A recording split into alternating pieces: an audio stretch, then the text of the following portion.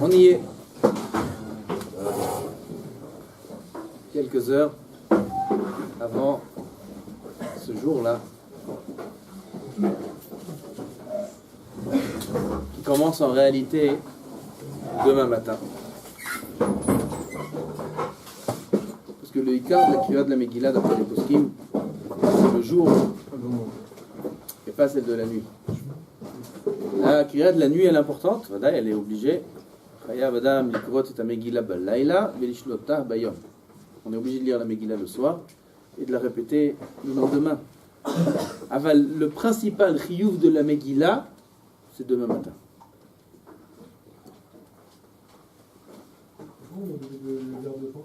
Le soir et le matin, pas une fois.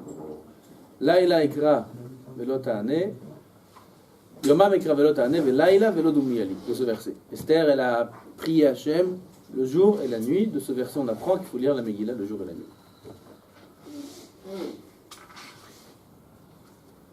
Archav, ce jour-là, Vadaï qu'il est plus important que Pessah. D'où je sais que Purim, c'est plus important que Pessah. Vous savez que c'est plus important que Kippour? Qui c'est qui a dit? Le Harizal. Le Harizal, il a dit Kippourim, Kepourim. Okay? Le jour de Kippour, il est comme Purim. Qui minit labemi, qui se fait dépendre de l'autre, le petit, il dépend du grand. Donc si je compare Kippour à Purim, c'est-à-dire que qui c'est qui est grand, qui c'est qui est petit? Kippour, il est petit, et Purim, il est grand. Parce que Kippour, il est comme Purim. Donc Purim, c'est plus grand que Kippour, ça s'écrit mes fourrages dans la Risa. Maintenant, Purim, c'est plus grand que Pessah. D'où je sais que Purim, c'est plus grand que Pessah. Quel calme problème? Kippour c'est plus grand que Pessah. Non, qui t'a dit que Kippour c'est plus grand que Pessah? Tu sais pas, t'as pas de moyen de comparaison. La Gemara dit dans Megillah. Qu'est-ce que dit la Gemara dans Megillah? Pourquoi on lit pas le Hallel à Purim? On ne dit pas de Hallel. D'accord? Pourquoi on devrait lire le Hallel? La Gemara fait un calme vachomer. Si déjà Pessah, qu'ils ont été sauvés juste du corps, okay? À Pessah, on leur a pas dit de ne pas être juifs. Okay? On les a pas tués parce qu'ils étaient juifs. Chez Boud, ils ont vécu. Comment c'est écrit dans la Gemara? Oui, tu as vu les Gemara Megillah. On dirait Gemara Megillah.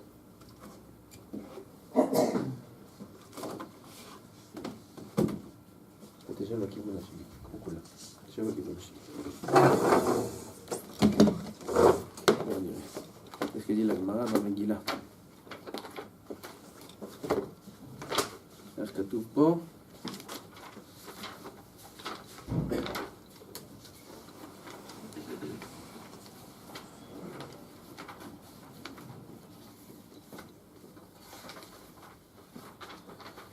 איפה זה?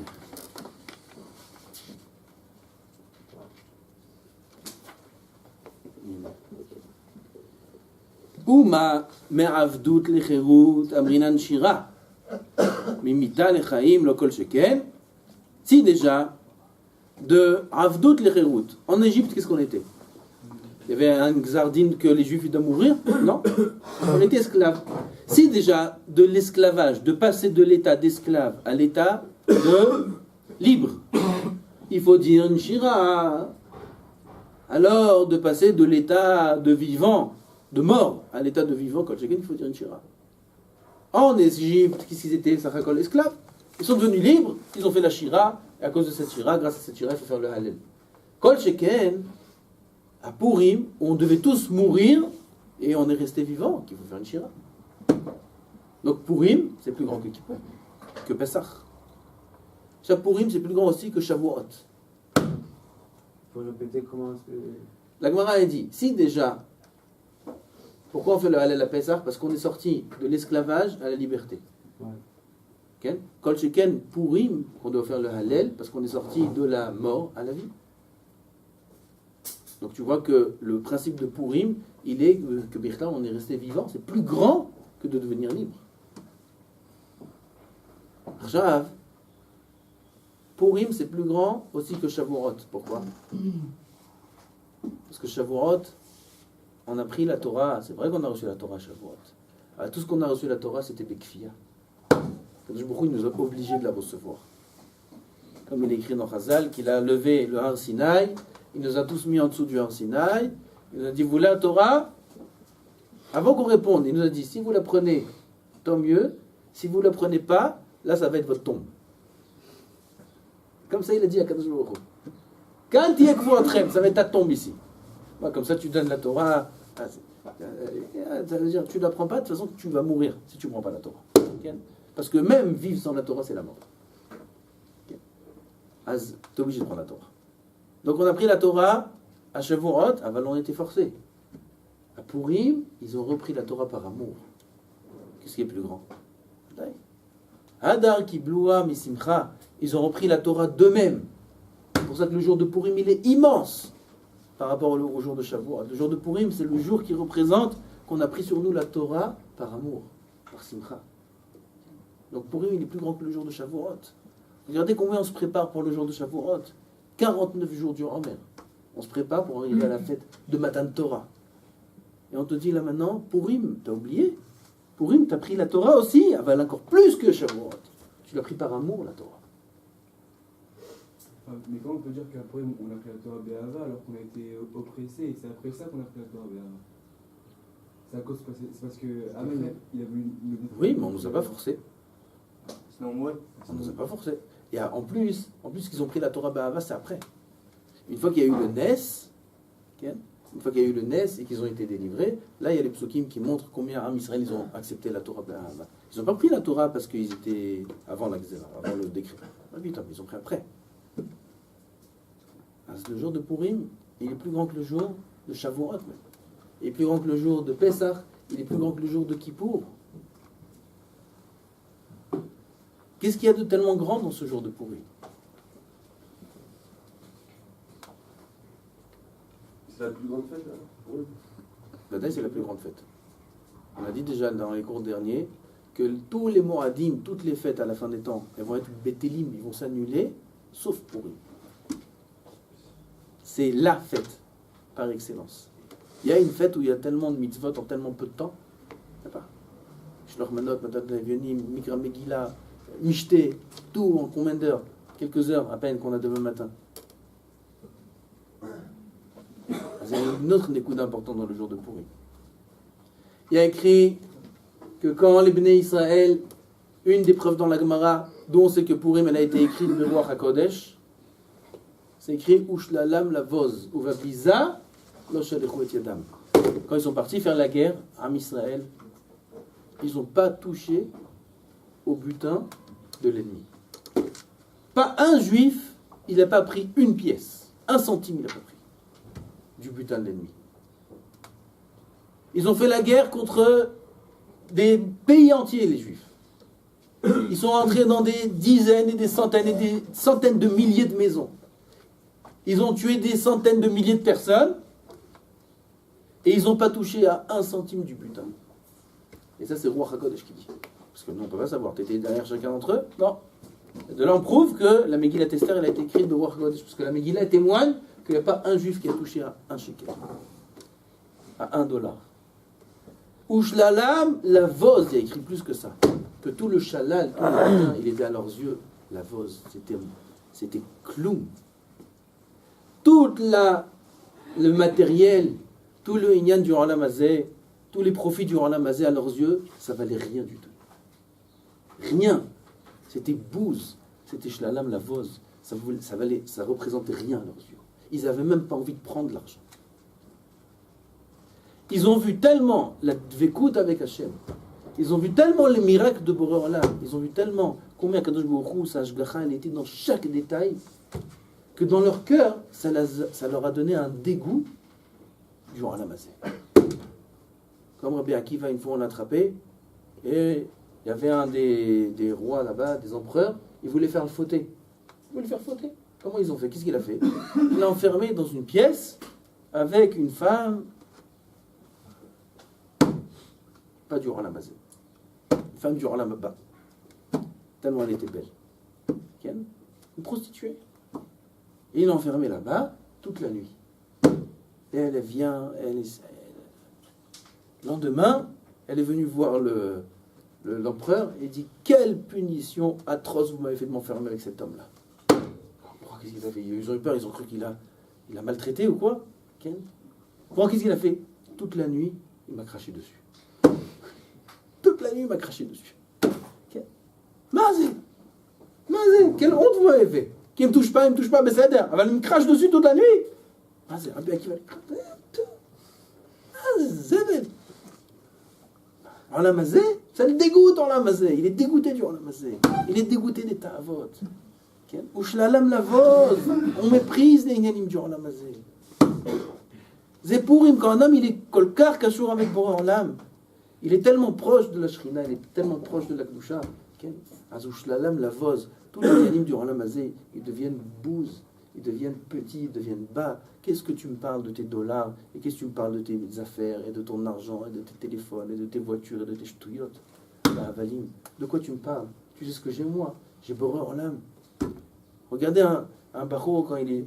Vous, n'importe qui d'entre nous, tout le monde peut essayer ça, on est tous des juifs. Chacun, il est né Shamak Dosha. Essayez d'étudier comme ça pendant quelques heures d'affilée. 4-5 heures d'affilée. Okay? Vous allez voir ce que vous allez ressentir. On va vous parler des choses que tu aimais il y a 2 minutes. Ken, ça va moins t'intéresser. Bouge la lame, la vose. Quand est-ce qu'un homme il est intéressé par le matériel? Quand chez lui, le spirituel, il est bas. Quand chez lui, le niveau spirituel, il est bas, dans là, il est intéressé par le matériel. Hier, j'étais avec quelqu'un, un jeune homme. Il a l'air très simple. Il n'a pas l'air tzaddik, il n'a l'air rien du tout. Très simple. Ken. Il m'a fait un cours de Moussa.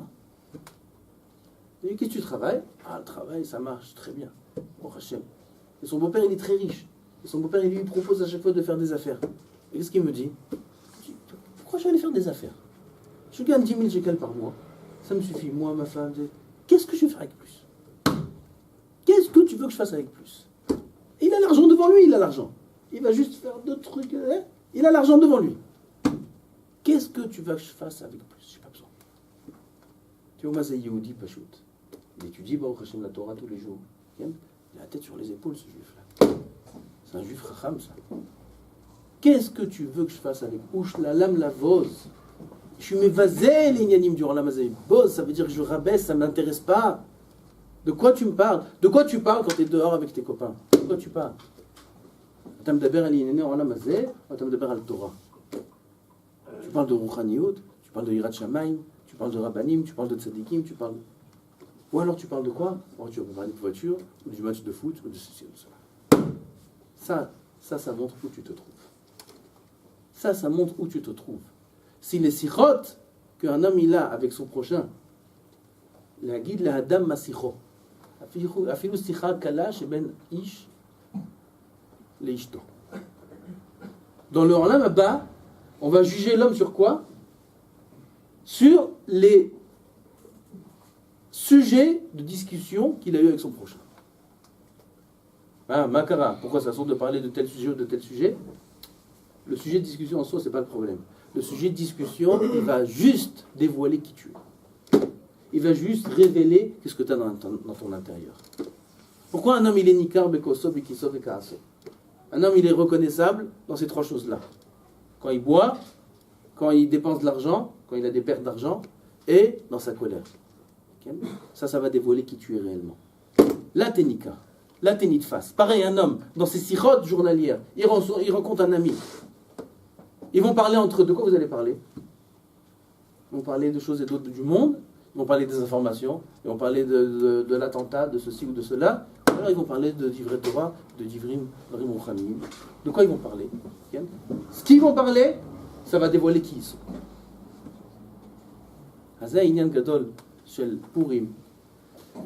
D'arriver, Be'ezrat Hashem, à s'élever. De quoi tu dois t'élever? Du matériel, du gashmiout, de t'élever de tes ch'touillots journalières, okay? Des inyanim journaliers, okay? De ch'touillots, de inyanim, de choses qui sont très basses. C'est un inyanim chez le Purim. Purim, il faut monter maintenant. Il faut faire attention. Il y a la mousse, il y a les trucs. Ken. C'est bien la mousse, c'est sympa. Ken. Ah, parfois, ça peut faire descendre, Chas v'Shalom. Ça peut faire descendre. Tu fais la mousse, les Shem Shamaim, il n'y a pas de problème. Ken. Tu fais la mousse, les Shem Shamaim. Ah, tu fais la mousse, les Shem Tzrok, les Shtuyot, c'est dangereux, Chas v'Shalom. T'as quoi? À peine 24, même pas 24 heures. 24 heures de Gdusha, une Gdusha incroyable qui vaut tous les moradim de l'année. Si à Pesach, il faut faire Biur Chametz, dès qu'à Purim, Kol Sheken, qu'il faut faire Biur Chametz. Et c'est quoi le Chametz? C'est Or Sheba Issa, c'est le Yetzer Hara, c'est lui le Chametz. Comme le Chazal, il dit, c'est ça le Chametz. Le Yetzer Hara, il est représenté par le Chametz. À tel point que le Harizali demande comment Bichlal, les élèves, ils ont demandé pas le Harizal, Mechila. Dans le Zohar, c'est écrit que les élèves, ils ont demandé à Rabbi Shimon Bar Yochai comment on a le droit de manger du Chametz dans l'année. Normalement, le Chametz, ça devrait être un aliment taref. Tellement que le Chametz, il est représenté par le Yetzer Hara. Il a répondu, si pendant 7 jours, on s'empêche de manger du Chametz, ça suffit pour protéger pour toute l'année. Okay? Alors si à Pesach, on doit faire Biur Chametz, ça veut dire qu'à Purim, on doit faire Biur Chametz. Ça veut dire qu'à Purim, on doit faire Cheshbon Nefesh, et arriver avec Tchouva, avec Yirat Shamayim, arriver propre, avec les pensées propres, Be'ezrat Hashem. Okay? Faire attention ce soir de ne pas perdre cette soirée-là qui est très chère. Et Chas v'Shalom qui peut coûter aussi très cher. Si Chas v'Shalom le lendemain on ne se lève pas à l'heure pour écouter la Megillah, comment un homme il va venir? Il va se lever à 9h, il va se lever à 8h30. La tefila est presque finie déjà. Il a loupé la Megillah. Où il va écouter la Megillah? Il va aller à Shtibler, des Ashkenazim là-bas pour écouter la Megillah. Il va rien comprendre. Il va croire qu'ils ont commencé par la fin, il ne sait même pas où ils sont. Il va aller où? À Moussaya, Megillah là-bas, toutes les 5 minutes. En 5 minutes, ils font la Megillah. Ivre Shalom ve'emet, on a fini la Megillah. Il ne sait même pas où ils en sont. Moi, je connaissais un élève, Sken. Il avait un problème. Bon, le matin, il avait un problème. Il allait écouter la Megillah, il écoutait peut-être 6 ou 7 fois. D'affilée, parce qu'à chaque fois, il loupait un mot. À chaque fois, si on loupe un mot, c'est fini. Il faut le réécouter. Il loupait un mot, il loupait ça. Il scanne à chaque fois. Il passait toute la matinée pour écouter la Megillah. Il restait au minyan pour écouter encore une fois, encore une fois, encore une fois. C'est très dur. C'est pourri ça. Putain, il faut écouter la Megillah comme il faut. Gilou Yaorot. Vous savez les lumières qui sortent. Khatam Sofer, vous savez ce qu'il dit Khatam Sofer? Il dit une phrase. Si c'est pas lui qui l'a dit, on aurait dit celui qui l'a dit c'est un kofer s'il dit ça. Un kofer, celui qui dit cette phrase-là. Enfin, c'est Khatam Sofer qui dit cette phrase. Vous savez ce qu'il dit Khatam Sofer? Il dit les lumières qui sortent de la Megillah, elles sont beaucoup plus fortes que les lumières qui sortent du Sefer Torah. Comme ça il dit. Dans la Megillah, mais il n'y a pas le nom d'Hachem. Il n'y a pas le nom d'Hachem, c'est des hommes qui l'ont écrite. Elle n'a pas. Qu'est-ce qu'il y a dans la Megillah? Rien. Il dit les lumières qui sont dévoilées de la Megillah, elles sont beaucoup plus fortes que les lumières qui sont dévoilées du Sefer Torah lui-même. Pourquoi? Parce que le Sefer Torah, avec toute la halachot, avec tous les nyanim, il n'a pas réussi à amener Hachem avec une vékout Hachem, à amener Am Israël avec une vékout B'Hachem et recevoir la Torah Besimcha comme Esther et Mordechai, ils ont réussi à le faire. Esther et Mordechai, ils ont réussi à donner au Am Israël un amour de la Torah. Chose que la Torah elle-même, elle n'a pas réussi à faire. Comment ça se fait alors qu'on ne fait pas le Halel finalement? La Megillah, c'est le Halel. C'est la Gemara dit. La Megillah, c'est le Halel? Okay. La Megillah, à la fin, c'est le Halel. Les lumières qui sortent de la Megillah, elles sont immenses. Quand tu lis Kriyat Torah Shabbat, il y a une halakha, si tu t'es endormi, si tu étais aux toilettes, tu dois relire Kriyat Torah, il y a une chose pareille? Non. Un homme, il a loupé un mot de Kriyat Torah. Il doit relire Kriyat Torah, il doit réécouter ailleurs? Non. Megillah, oui. C'est le seul endroit dans toute la Torah où tu as loupé un mot du texte, c'est fini, tu n'es pas utile. Il faut tout refaire. Tellement chaque mot il est important, tellement la Kedusha dans la Megillah elle est importante. Azrabotai, encore une fois, on répète, il ne faut pas louper ce jour-là. Il ne faut pas louper ce jour-là. Il faut rentrer dans ce jour-là avec beaucoup d'Irat Shamayim, faire les mitzvot tôt le matin. Après la lecture de la Megillah, tout de suite, première chose qu'il faut faire, c'est Matanot Le'Evyonim. Et après Matanot Le'Evyonim, il faut faire Mishloach Manot. Et après Mishloach Manot, on se prépare à Shabbat et on rentre Bezrat Hashem dans le Mishté. Il faut faire attention de ne pas perdre la soirée.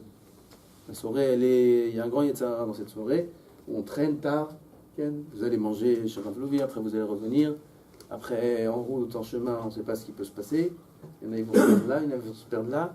Rabotai, c'est dommage, ne perdez pas la soirée, rentrez, dormez tôt, il faut beaucoup de courrottes pour demain, il faut bien encaisser le vin, parce que celui qui n'encaisse pas le vin, il tombe, il a perdu. Il faut bien encaisser, il faut bien savoir tenir le coup, rentrer dans la simcha et la kedusha bezrat Hashem. Celui qui arrive, celui qui arrive, Rabotai, il puise des courrottes jusqu'à Purim l'année prochaine. Je vous dis, Vadaï. Jusqu'à Purim l'année prochaine, moi je me rappelle quand on était Bachou, on vivait toute l'année sur le Purim. La Simcha, la Hirat Shamaim, la Kedusha, la Tfila, toute l'année on vivait sur le Purim. On attendait le Purim l'année prochaine pour retrouver un petit peu cette. Beaucoup plus que Kippour, beaucoup plus que la Nehilat Kippour. Beaucoup plus que la Nehilat Kippour à Botaï. À la Nehila, comment on est? On commence Kel Nora Alila, on est comme des fous. Que je nous pardonne, à Purim, on arrive beaucoup plus haut que ça. Une dvekout mamash 100%, presque 100%, sans aucune mechitza, sans aucune barrière, sans aucune rien, collé avec Boror là, collé avec la Kedusha. Un homme il peut puiser des forces, kepshutom mamash pour toute l'année, jusqu'à Purim d'après.